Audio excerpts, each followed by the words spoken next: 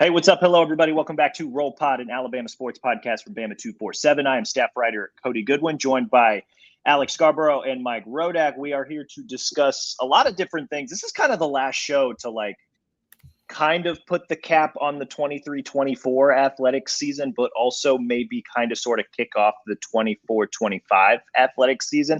The end of June, beginning of July part of the calendar is like the transition point, I suppose, for college sports. And looking ahead on these shows, as we get into the month of July and through the month of August, we're going to do a lot more preview stuff. We're going to do some bold prediction stuff, going to really break down the nitty gritty of Alabama as we see it heading into fall camp, as we navigate through fall camp in the lead up to week one.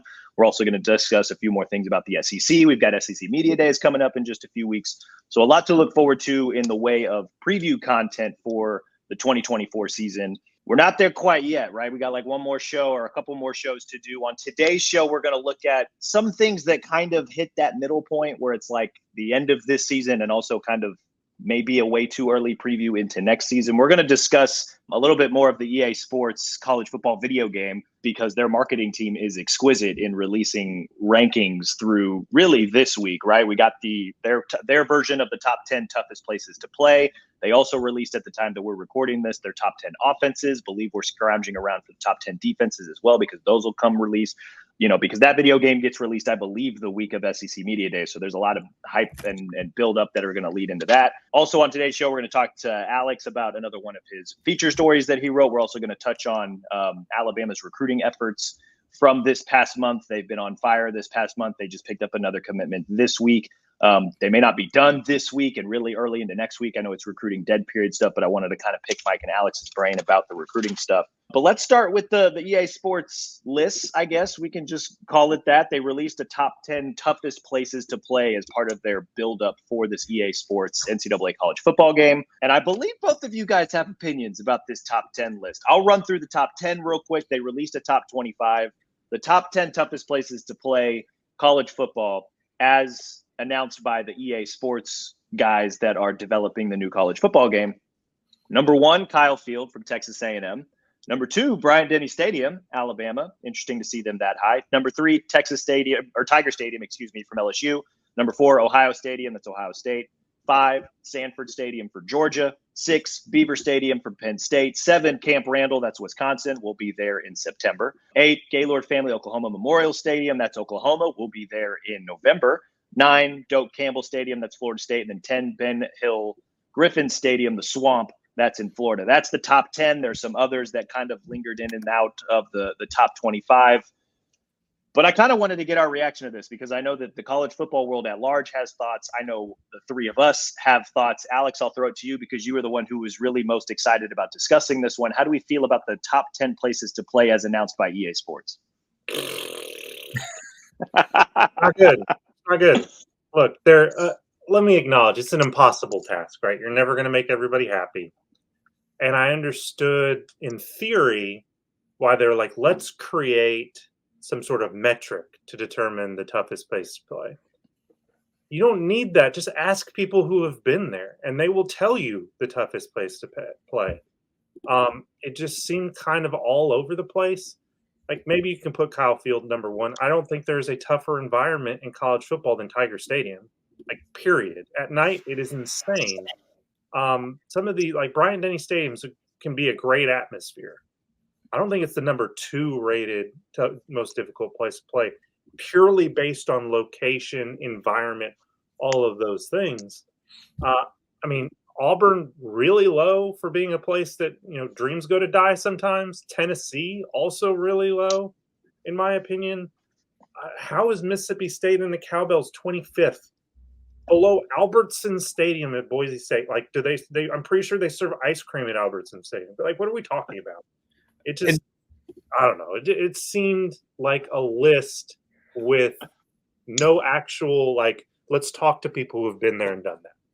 Right. In the criteria that they put out, it says stats such as home winning percentage, home game attendance, active home winning streaks, and team prestige, which is distorting the picture a little bit because teams like Mississippi State, Auburn lately that aren't very good. Tennessee for a while there wasn't very good.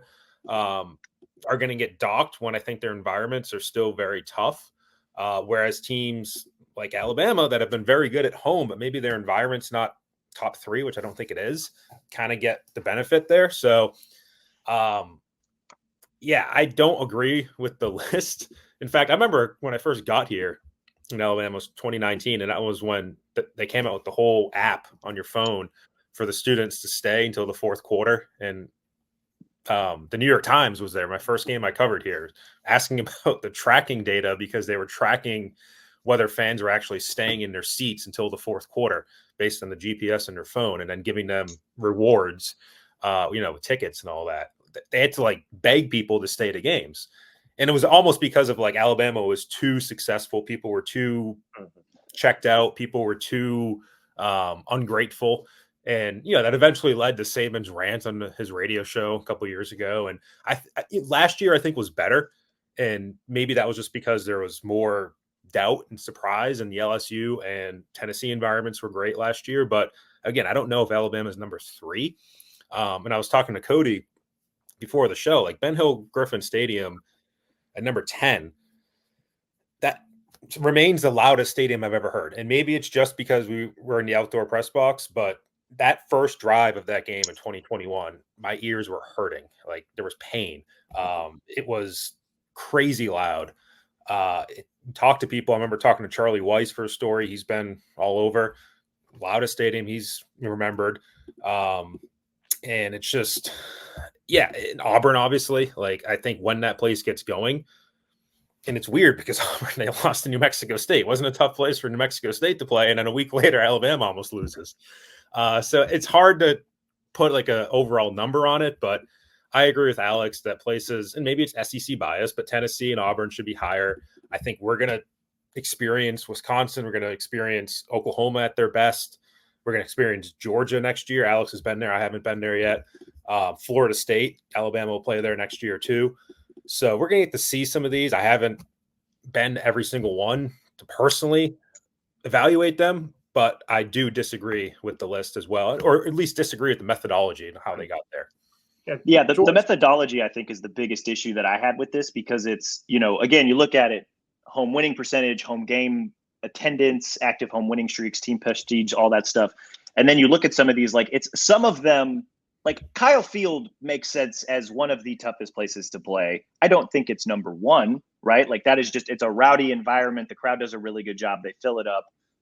The whole swaying at the beginning, at the beginning of the game when, they literally hand out warnings to people in the press box, like, hey, this thing is going to move. Like, don't freak out. Right. Like that can be intimidating if you've never played in it before.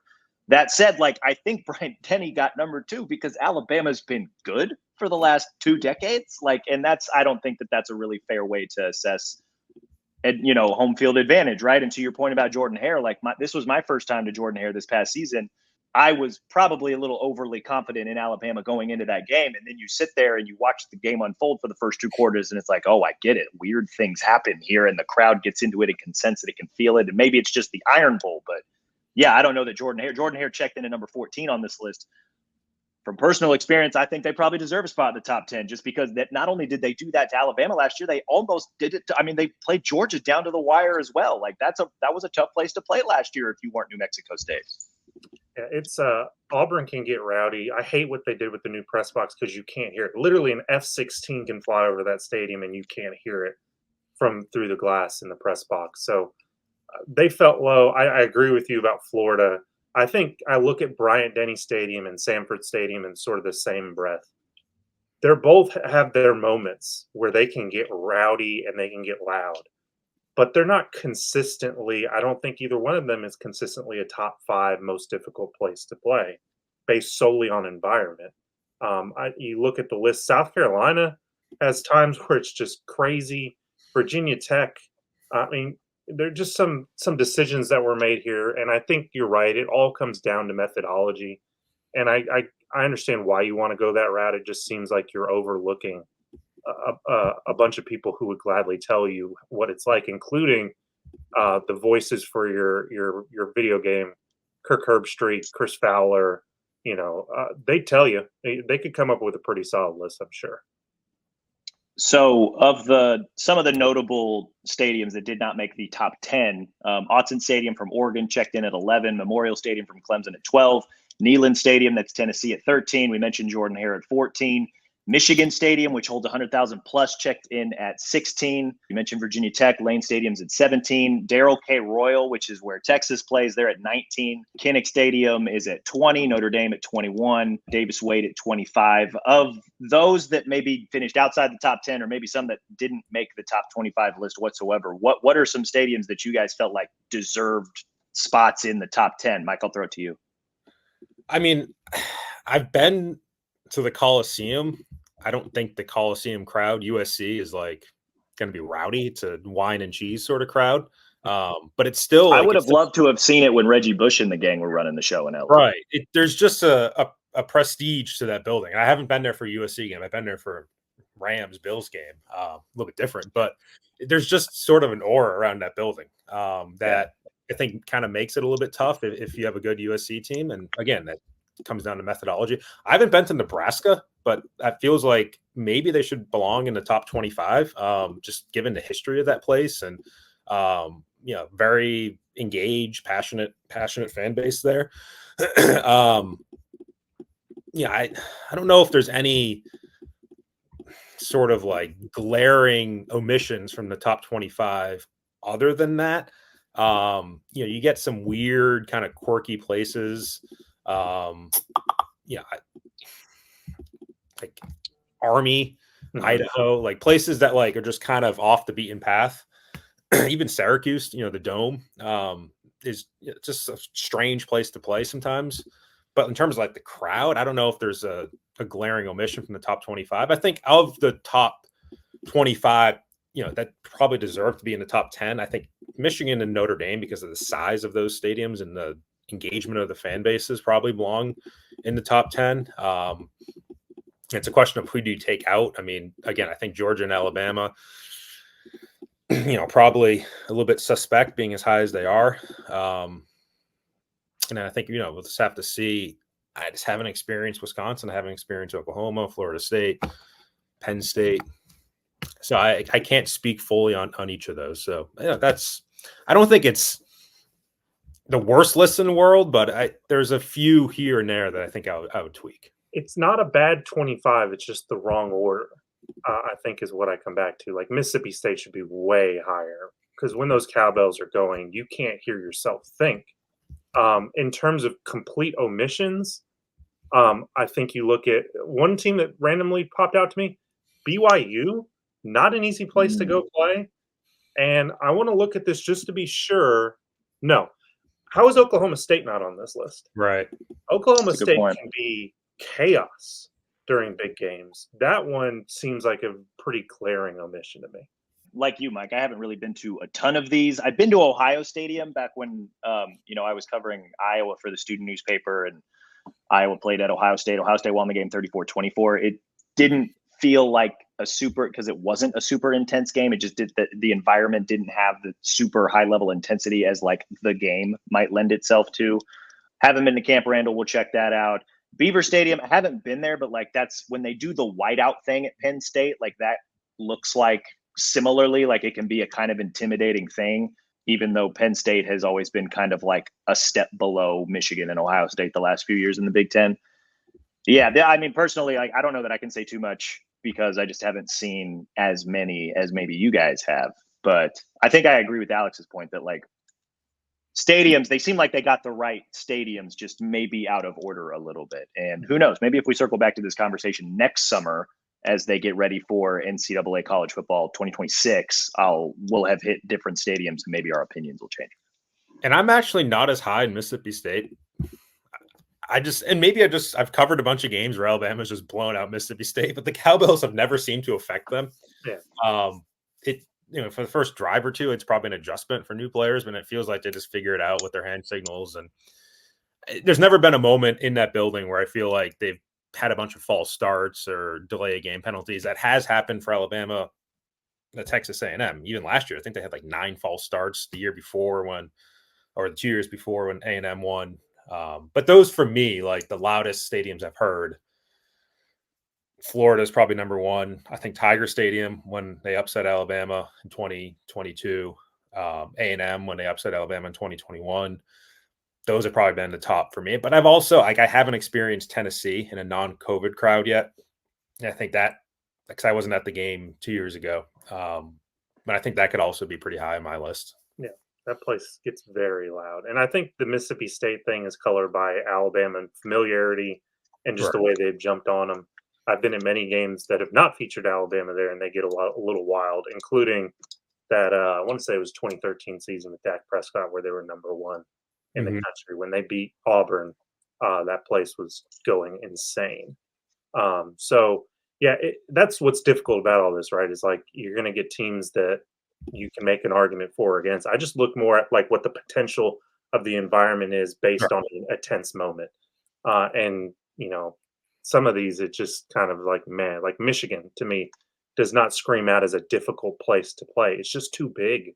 It's too cavernous. You've got all those people there, but it's not really Michigan's. I don't want to call them wine and cheese, but they're not far from that as a alumni base. It's not really a knock, but yeah, Michigan was one too, where it's just like, okay, it's a function of win percentage. Maybe you have to like put the standard as if you put the number one team in the country in that building as the home team, like what would that be? Yeah, I think that's fair. Another list that the EA Sports folks came out with was offensive power rankings. They examined hundreds of thousands of data points to arrive at these team power rankings. They got some help from Pro Football Focus. They analyzed all 134 rosters, which means thousands of players, years worth of game film, and in their words, mountains of stats to arrive at these offensive power rankings. They just dropped the top 25 today while we're recording this. The top 10, Georgia at number 1, Oregon number 2, Alabama number 3, Texas number 4, Ohio State 5, LSU 6, Miami 7, Colorado 8, Missouri at 9, Clemson at 10. Do we have any initial reaction to EA Sports offensive power rankings for the game?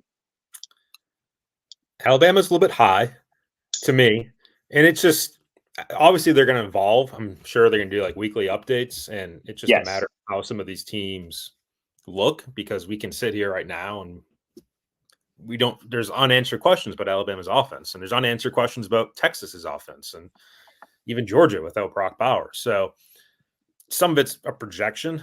And if Ryan Williams, if he's feeding us popcorn in the first week of the season, like Jamarcus Shepard said, then Alabama easily could be the number one offense in the country.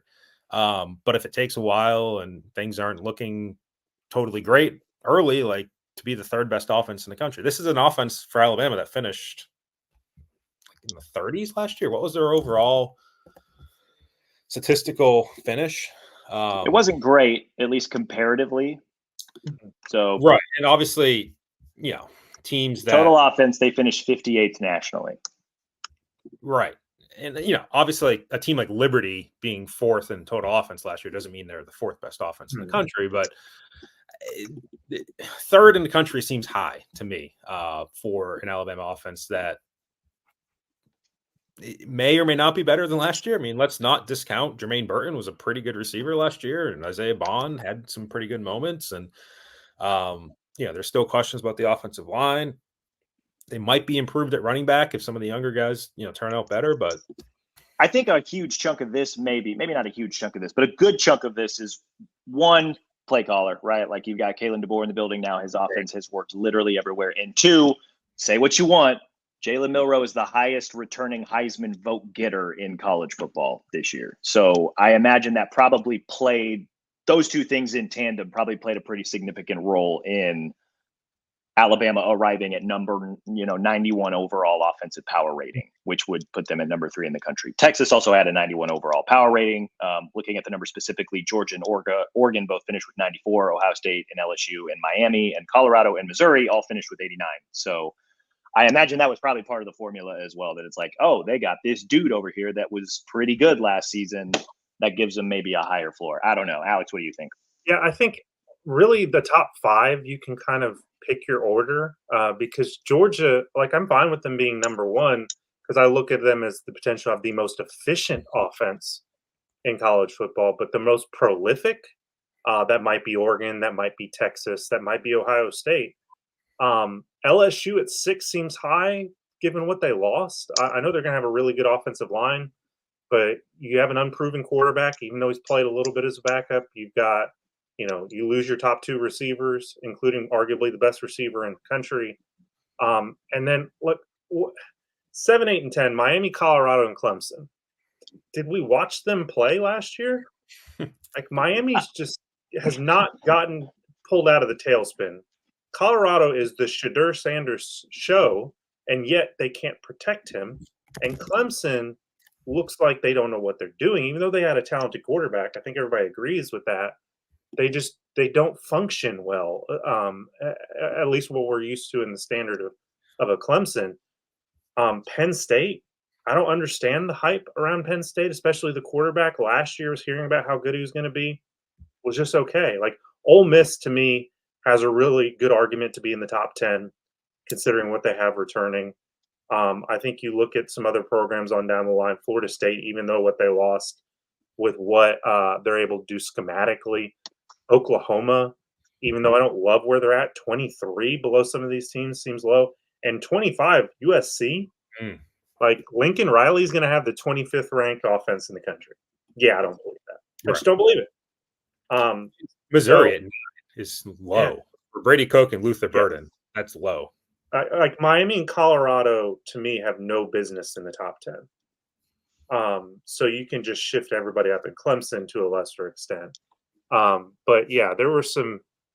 Again, any ranking is going to bring about controversy. And honestly, controversy might be part of the equation in terms of drawing up interest. But yeah, I mean, Alabama at 3, I can talk myself in and out of it. I think there are arguments. But I think you're right. It's the Jalen Milroe factor, the new coaching staff, an offensive line that on paper, when you feature 2 freshman All-American, an All-SEC guard, I mean, you've got the pieces there that in a video game, if you keep everybody healthy, they're going to be a good line. You got a good quarterback, and you just fill in the pieces. And that's part of it, too, is that doesn't happen in a vacuum. These are all based on individual rankings, which we haven't seen yet. And those all kind of get averaged out to get you to your final ranking for the offense. And we'll just have to see, like, where these guys are ranked individually, and that will explain it. And the other part of it is it's not like Madden, where I think in the NFL you have more of like a year-to-year consistency. Like we know what Patrick Mahomes is, and we know that Patrick Mahomes is going to be the quarterback each year, and you can kind of slot him in. He's going to be a 98 or a 99.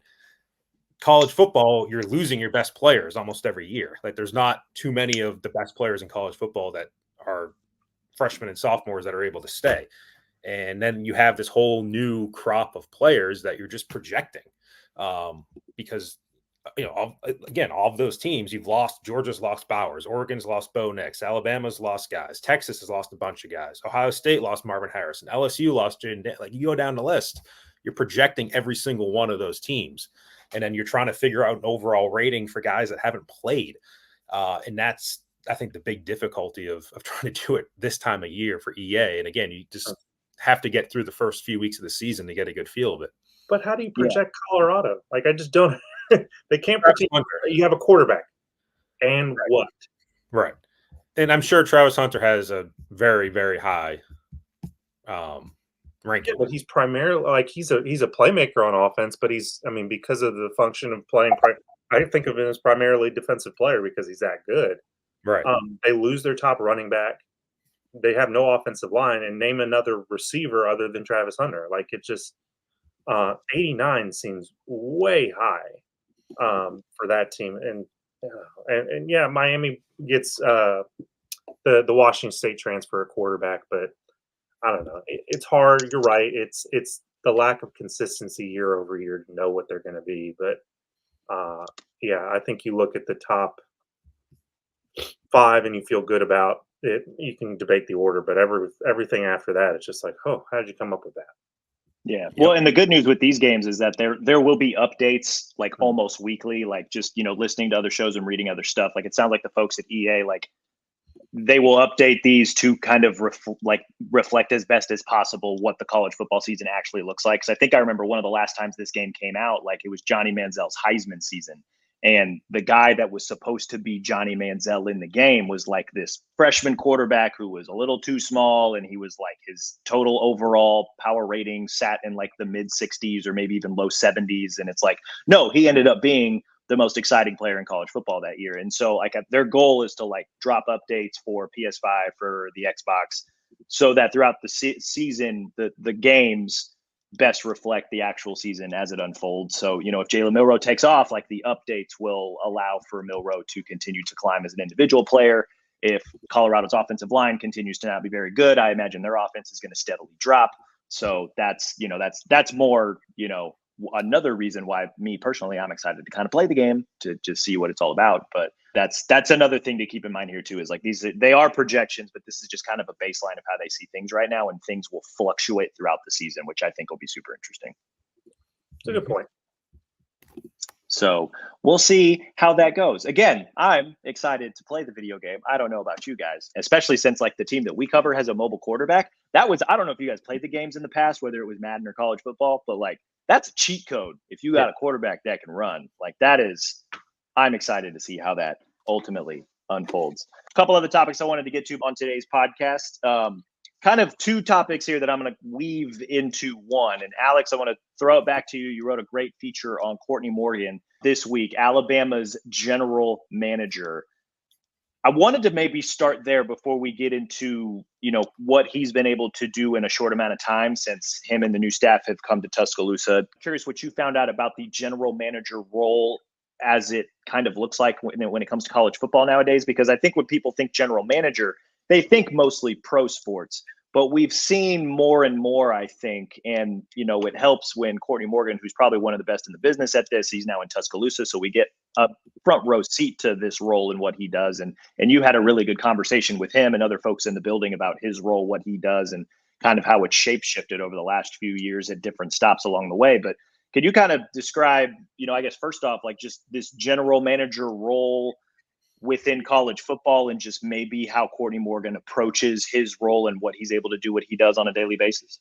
I think it's a response to the evolution of college football toward a more NFL style front office. So 10, 15 years ago, a head coach could do basically everything himself. He had a board, he picked 25 scholarships. Those were his guys for the next 4 to 5 years. Simple as that. You didn't transfer, it didn't happen at the rate it does now. So now you've got these moving targets where you can think of high school recruiting as the NFL draft. You can think of the transfer portal as free agency. And oh, by the way, their transfer portal and free agency is yearly and twice yearly, really. So there's even more movement. And then you layer on top of that the idea of NIL feeding into everything. So you've created this environment where you can't have a head coach doing it on his own. It's too much. Even having the old school recruiting coordinator is not enough. And I think the director of player personnel role, which is kind of a thing that Nick Saban started back with Jeff Collins in 2007, even that now is not enough to have that as a separate role. You've got to have somebody over all of it. So really that's the role Courtney plays, is he's not doing one thing, he's overseeing the whole recruiting operation. And when I say recruiting, high school recruiting, transfer portal, roster management, and the NIL branding piece of it. And to me, that's the part of it. Like, they're going to be solid in their evaluations. The history of it speaks for itself. Courtney had a hand in both teams that were appearing in the national championship game in January. But it's the background as somebody who was in the agency world for, I think, 9 years and understands branding and marketing and wants to think about it in those terms when we're in the era of NIL. And that's important to me, is a skill and a perspective that I think is really valuable. And it showed up, I think, most notably when they were going to overhaul their creative department. And every creative department in college football is basically the same. You hire 6 people, they go out and shoot videos and photos, and they create a sizzle reel for social media. And he's like, look, everybody can do hype videos. We need to do something different. So he goes and hires Walter Brock, who was a co-founder of Crossover Collective, which was basically producing content for the NFL, for the Drew League, for Universal Music. Like, he's in that, again, that agency sort of world where they want to be positioned to tell stories for these players so they can then connect with brands and have brand awareness and bring NIL, and the NIL that we know it was always intended to be, honestly, not just drop a bag on a kid to get him to come to school. It's when he goes to school, when he has success, that they can go out and get more opportunities. And one of the more interesting parts of that was learning about this documentary they produced off the Lank movement, a 30-minute piece they produced. I think one day it will be a public thing that people will be able to see, but showing how that movement came to be. And then also, I think more importantly for recruits, showing how the university got behind it, licensed the script A, and really supercharged the movement to where I would argue it's one of the more successful, like, grassroots NIL campaigns that's happened in college football. Not only did Terrian and Jalen make a lot of money, the whole team did because they got everybody in on it. So sending that not so subtle message to recruits that, hey, if you come here, we want you to succeed, not just in football, but in the NIL marketplace as well. So it's more than just like, because when I think general manager, I think more or less player personnel stuff. Like, he's obviously the head of recruiting. I believe DeBoer has said that a few different times. I believe he even said it in your story. He does a lot here, which I think is maybe, something that, when I guess if more people are like me, that they'll think general manager, they think recruiting, player personnel, but there's a lot more that goes into this. Or maybe is that part of the whole recruiting pitch and player personnel acquisition type of thing? Yeah, it's all one thing, because that's part of the pitch is to recruits is, look, we're going to help you out in this respect as well. Everything's marketing, everything's branding now, and it's a function at all levels. And I think this only works because the relationship between Kalen and Courtney is so strong. Like, I was sitting with Courtney, and Kalen pops into the office, and he's got a backpack on his shoulder after being on the road. It's his first stop before he even went to his own office, was to see Courtney and talk about a few things. They have a very strong relationship, and make no mistake, like, the difference between the NFL and college, it is Kalen's show. He is the ultimate arbiter of all things, and Courtney works for him, not vice versa. But yeah, it all feeds in, the marketing piece, the roster management piece, and at the end of the day, the most important part is the roster management part, because there are all those moving parts. Like, at one point, Courtney, on his own screen, has this spreadsheet pulled up, and it's got scholarship numbers, how many people they want at each position. And he's like, so what I need to know is, can this guy play? Can this guy not play? Is this guy going to develop?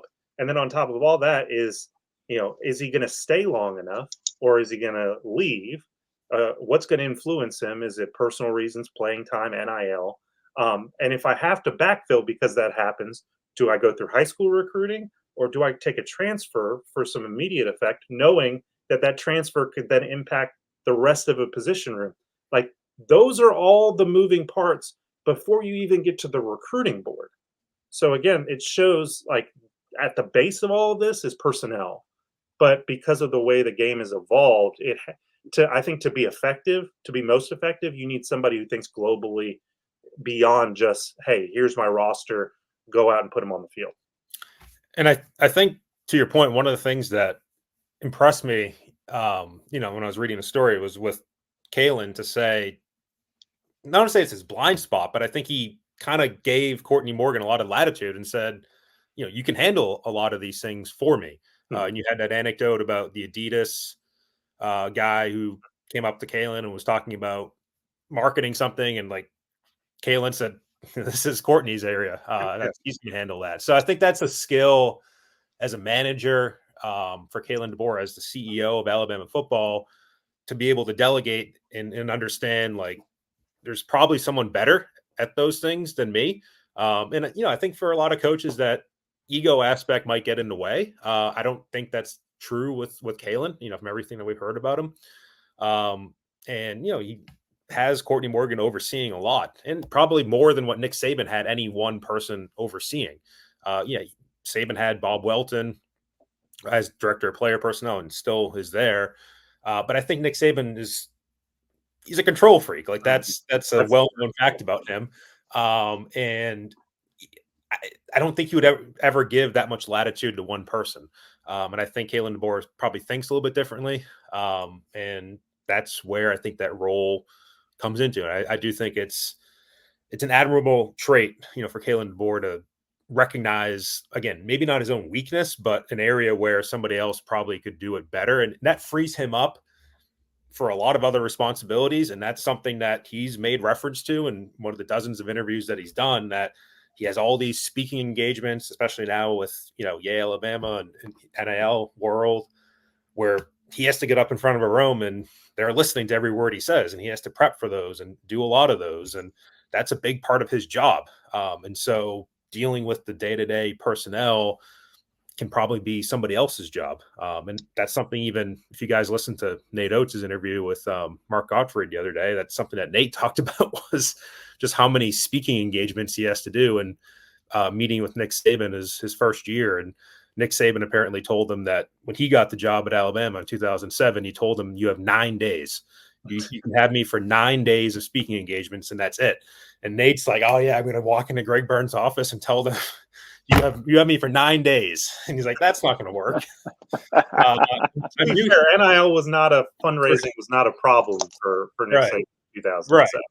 And, in 2019, Nate Oates was 6 years removed from being a high school coach. He's like, I don't think I have that sway over Greg Burns. He's like, I'm going to have to do everything that he says as far as speaking engagements. But he said, now that I made a Final Four, maybe I can pare some of that back, because it's just, that's where a lot of their time goes. Like, they're a figurehead in a way where the school wants them to get up in front of people, donors especially, and just talk.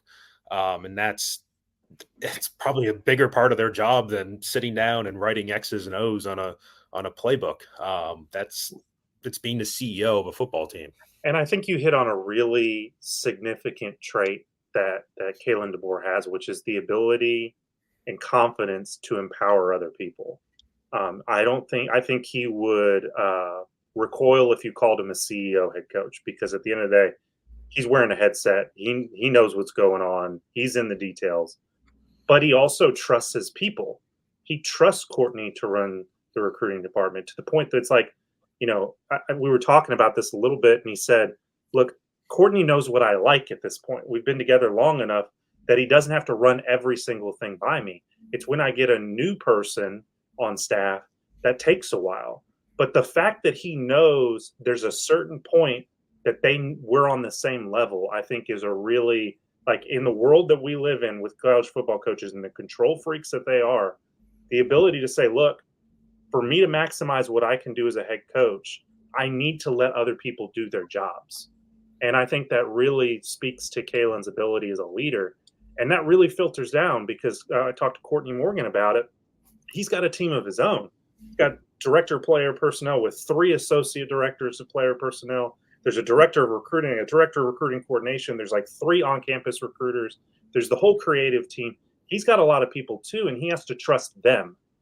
And one of the more interesting things he talked about, and really wanted to underline himself, which is why I made it a separate story, was Courtney coming in and saying, look, we'd be fools if we came into Alabama and think our way is the only way of doing things. He's a week removed from leading Washington to a national championship. And the first thing he does is he sits down with Bob Welton and says, tell me everything you know. Tell me every way that you do it. And it's understanding that some of those ways need to stay and some of the ways need to change, right? So Courtney told me the most important thing he did was keep Bob, because of how good of an evaluator he is, the connectivity that he brings, the honesty that he brings in that position. So I think some of that, I don't know if humility is the right word, but the understanding of, hey, I know what I don't know. I think that's not just a Kalen trait. I think that's a trait of some of these other people on staff as well. Courtney Morgan played a role in assembling, or partly helping assemble, the rosters for both Michigan and Washington, the 2 teams that played in the national championship game this past year. The idea of a general manager is, we're seeing it at more schools, if not in the actual name general manager, than somebody that handles the bulk of the same roles that Courtney Morgan has. This seems like it's going to be the future, if not already the present, of college football. Like, how far away are we from seeing more schools maybe adopt this organizational chart within their football offices? I think it's a necessity. It's already happening it started out as a fancy title. Oh, I'm going to be, instead of director of player personnel, I'm going to be general manager. And there were a lot of guys who frankly had the title and weren't really doing that broad of a role. But for all the reasons we've already talked about, it's a necessity because there's too much to do. And we know what the recruiting calendar is. We know the demands on the coaches to be present, not just in the football X's and O's part, but recruiting visits, all of these things. And again, these staffs are enormous. Just the recruiting staff has got to be over a dozen people. So you're just going to have all those people operating independently. It doesn't work that way. You have to have somebody over it who can have that 10,000 foot perspective. Auburn hired Will Redmond, a GM. LSU has Austin Thomas, I think, after a few years at Ole Miss. Ole Miss has one. Billy Glasscock. Miami has one. I'm willing to bet there's over a dozen in college football right now. Texas A&M has one, and it's not Alabama's not the first school. I mean, it's been around at least 5 years. Derek Miller is A&M's general manager. Most of the SEC schools have one now.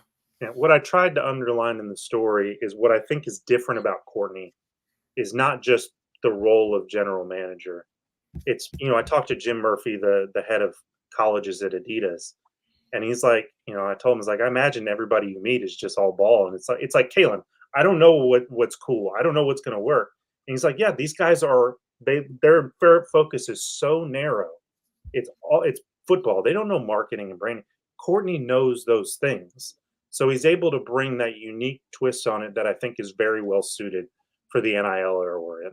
Mm-hmm. One other thing I wanted to touch on when it came to Courtney Morgan was obviously he's head of recruiting for Alabama, and there may not be another school in the country who's been as hot as Alabama on the recruiting trail over this past month. I know we talked plenty about that with Brett on the last show. He's our recruiting guru. Figured I'd get your guys' thoughts on this as well. Alabama recruiting, I believe they picked up 9 commits this month in the month of June. Their 2025 recruiting class currently has 19 total commits. That includes 5 in the top 100 and 10 that are considered top 247 kids. Also currently ranked number 2 nationally behind, I believe, only Ohio State. This train is rolling, and I don't see it slowing down anytime soon. Mike, I'll throw it to you. Do you have any just quick thoughts on what Alabama has been able to do on the recruiting trail this month? Yeah, I mean, 10 is more than half of their class. They've had 19, so more than half of their class has been built within the last month, which, for a while there, they were kind of low. People were saying, yeah, it's all 3 stars, like what's happening here? And, that's happened before too. There's been other off seasons where Alabama's been pretty low in the spring, and then you start getting a few guys and can move up the rankings pretty quickly. I think the most impressive part for me is just still being in on some of those big dogs, if you will. Merritt is probably in that category. And then there's still some other guys out there. Caleb Cunningham's a 5-star receiver. Dijon Lee, the corner from Southern California. There's a couple others that slip my mind off the top of my head, but a guy even like Keelan Russell, top 40 quarterback. So that's, to be able to still sell your program to those sorts of players that I think would probably be the most skeptical of going to Alabama post Saban. I think that's where you've had the biggest wins. So if that continues and they get some of those guys and you start filling in the top 100 with more Alabama logos, then they're going to stay right up there as 1 or 2. Because there's a possibility that as other schools get commits and there's still a decent number of top 100 players on the board, that some of those other schools start to move up, and theoretically Alabama could be overtaken. But if you get some more of those guys yourself, then you're going to be in a really good spot. So, will they surpass Ohio State? Maybe. Like, it's possible. Ohio State's got a lot of, 5-star kids themselves coming in. But even if they don't, Alabama, the recruiting, I know we're in the business of recruiting rankings, but the team recruiting rankings don't really matter as much anymore because so many guys leave after a year or two. And to actually sit here, and talk about your 2025 class as if it's going to be all intact in 3 years, and you have the number 1 class right now, and that's going to make you a top team in 2027. It just doesn't work like that anymore. It's depending on who you're getting in the portal, who you're losing. So, I wouldn't get too wrapped up in like, are they going to be number one? Are they going to be number two? I think the fact that they are as high as they are and are still getting and being in the game, even throughout the transition with those sorts of players, is really the most impressive part of it. Yeah, if I'm Alabama, an Alabama fan, I feel good about Lee. I feel good about Cunningham. Feel good about maybe potentially flipping an Ole Miss running back, A.K. Deer. Yep. I think they're going to have some more wins. I think you're right in terms of not getting carried away about what it's going to look like 3-4 months from now, a year from now, because a lot can change. I think Alabama has a chance to at least one point be the number one class. I think it's a possibility. Will they stay there? I don't know. But I think more important than what it's going to be is recognizing what it is right now, which is vastly overperforming expectations. Right. Because remember, like, not only did this staff just get here in January, this was a staff primarily of people who did not know this part of the country, who did not have these connections. And it started off slow because there were no relationships. There were not enough relationships. So the ability to form those relationships and that short order and get commitments by June is kind of insane and speaks to their ability as a staff to really recruit at a high level. More than that, what's interesting to me, like philosophically, is the fact that they've retained roots in on the West Coast. A lot of California guys in there, and I like the mix of you're going to get some really high end top 100 guys, right? But also recognizing like a Keelan Russell, who I think will get a 5th star. But when they got on him, he was an SMU recruit, and that was a joke for other people. Well, he's gone out and won 2 different MVP awards at camps, and we think is going to get a 5th star at some point. The ability to evaluate talent that might be undervalued, I think, is potentially a spot where this staff could thrive, because, as we've talked about before, NIL has really brought parity to the top end of recruiting. So, and Alabama does not have the Saban discount anymore. So, being able to kind of fill in those gaps in other ways is going to be important. And I think the staff so far is showing the ability to do that. And it's one of the momentum things too, where you get a Keelan Russell and he recruits wide receivers to come. You already have Damani Jackson and Xavier Brown in your roster. Well, they're also Southern California kids, just like Dijon Lee. So it's not just one factor, I think, that works in your favor. It's Keelan Russell looking at Michael Penix and what Kalen DeBoer's done, and then other guys looking at, hey, you got Keelan Russell, what does that mean? And some of the offensive linemen recruiting each other. It's multifaceted. Probably a little bit more diverse than just players wanting to come and play for Nick Saban because it's Alabama and Nick Saban. There's probably more factors to it now, but it's working, and that's the bottom line.